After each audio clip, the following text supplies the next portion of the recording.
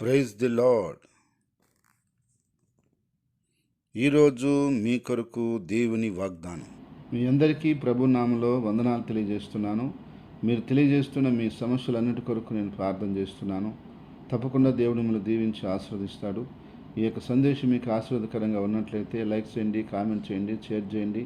ఈ ఛానల్ని సబ్స్క్రైబ్ చేసుకోండి. ఈరోజు వాగ్దానమును చదువుకున్నాం. యెషయా గ్రంథము 54 అధ్యాయము 10వ వచనం. పర్వతములు తొలగిపోయినను, మెట్టలు తత్తరిల్లినను, నా కృప నిన్ను విడిచిపోదు. సమాధాన విషయమైన నా నిబంధన తొలగిపోదు అని నీ యందు జాలిపడు యెహోవా సెలవిచ్చుచున్నాడు.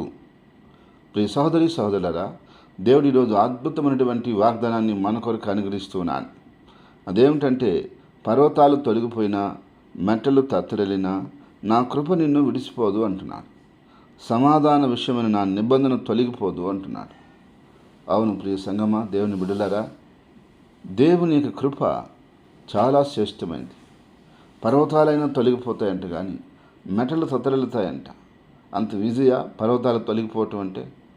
పర్వతం అంటే చిన్న రాయ, అదొక పెద్ద కొండ.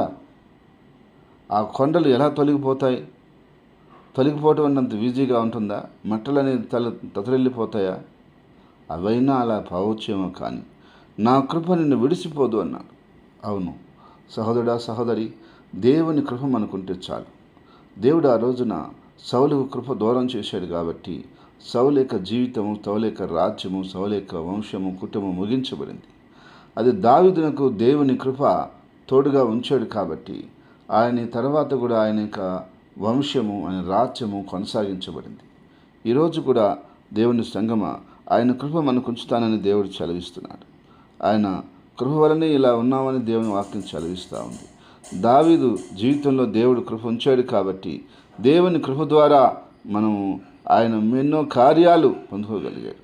కాబట్టి ఈరోజు మనం కూడా ప్రియ సంగమా, దేవుని బిడ్డలారా, మనందరం కూడా తెలుసుకోవాల్సిన విషయం ఏంటంటే, దేవుని కృపను బట్టి, దేవుని సహాయాన్ని బట్టి మనమందరం కూడా నేర్చుకోవాల్సిన సత్యం ఏంటంటే, ఆయన కృప ఉంటే చాలు.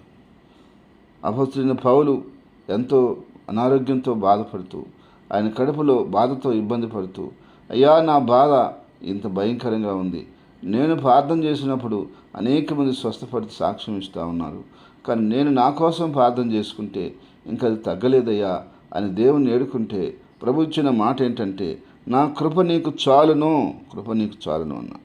కాబట్టి ప్రియ సంగమా, దేవుని కృప మనకుంటే ఆ కృపలో సర్వ సమృద్ధి ఉంటుంది. అన్ని విధాలుగా తృప్తిపరచబడతావని ఆ రోజు దేవుడు అపొస్తలుడైన పౌలుకు మాట ఇచ్చాడు. ఈరోజు మనతో కూడా దేవుడు మాట ఇస్తున్నాడు. నువ్వేం భయపడిన అవసరం లేదు, దిగులు పడిన అవసరం లేదు. దేవుని కృప నీకుంది. ఆయన కృప ద్వారానే నిన్ను రక్షించుకున్నాడు. ఆయన కృపా సత్య సంపన్నుడిగా వచ్చి ఉన్నాడు. కాబట్టి ఆయన కృప ఉన్నంత వరకు ఏది కూడా నేనేం చేయలేదు. ఏ బాధ అయినా, ఏ వ్యాధి అయినా, ఏ రోగమైన, ఆర్థిక ఇబ్బందులైనా, ఏ సమస్యలైనా, అపవాది కార్యాలైనా, ఎలాంటి శత్రు పోరాటాలైనా ఏది నేను ఏమి చేయలేదు. ఎందుకనగా ఆయన కృప ఉన్నంత వరకు ఏది నేను చేయలేదు. ఆయన కృపలో ఇంకా కృప పొందుకొని కృప ఎంబడి కృప ద్వారా వదలుటకు దేవుడు నీకు సహాయం చేయనుగాక. ఆయన కృపను బట్టి అన్ని విషయాలు నీకు విజయం ఇచ్చి, ఆశీర్వదించి, కాపాడి నేను నడిపించునుగాక. ఆమేన్. ప్రార్థన. ప్రేమగల తండ్రి, పరిశుద్ధమైన దేవా, నీకు వందనాలు.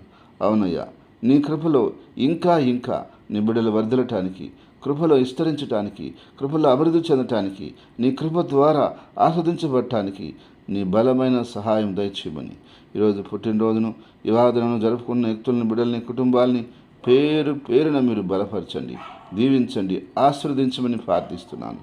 నీ కృప ఎంబడి కృప ఇచ్చి నీ ప్రజలకు ఉన్నటువంటి ప్రతి అక్కర అవసరం తీర్చమని, ప్రతి ఇరుకు ఇబ్బందిని తొలగించమని, వ్యాధి బాధలను తీసేయమని, మానసిక శారీరక ఒత్తిడిని తొలగించమని, నీ యొక్క బలం చేత, అభిషేకం చేత ప్రతి బిడను నింపి, అయ్యా నీ కృపలో ఇంకను సమృద్ధిలోకి బిడలను నడిపించుకోమని, నీ నామానికి అత్యంత ఘనత, మహిమ, ప్రభావాలు తెచ్చుకోమని, అయ్యా నీ ప్రజలందరూ నీ కృపలో, నీ కృపకు అప్పగించుకుంటూ యేసుక్రీస్తు నామములో ప్రార్థిస్తున్నాను తండ్రి.